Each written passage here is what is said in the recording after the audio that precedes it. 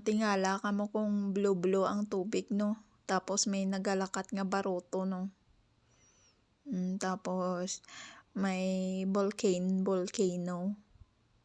Hindi na volcano, kwan lang ina. Ang kita mo ng halin sa dagat nga baras na maglangoy. Amo ni kanami ang tubig nami na maglangoy-langoy, di ba? Maglangoy-langoy sa tubig, pero kung madalom hindi ka pwede dire. Kaya kung madalom malumos ka, di ba? Malumos ka, hindi ka nakabutwa. Kay namangha ka sa blue-blue nga tubig. Kay gusto mo gid maglangoy. Din sakay-sakay ka lang sa baruto kung gusto mo makita nga blue-blue ang sa tunga ka tubig.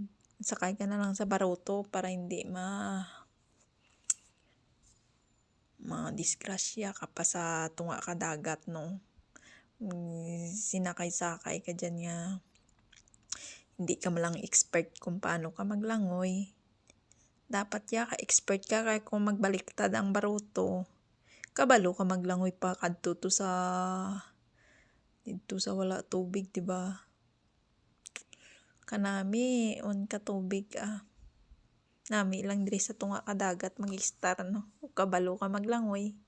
Pero kung hindi ka kabalo maglangoy, nako, wag ka na mangarap. Kay lumos ka pa dire, tapos magsakay-sakay ka pa ni besa ko ano. Paano man kaya baliktad maning pagkuha ng kamera kuman. Baliktad ta na. Nano man ta na ini man. Ulihi ko napansin nga baliktad palagi ni. Pero nami man lantaw na blue man ang tubig, baliktad doon lang ko maglantaw kamo di ba? Pati kamera dapat ma-adjust ang nagalantaw, di ba?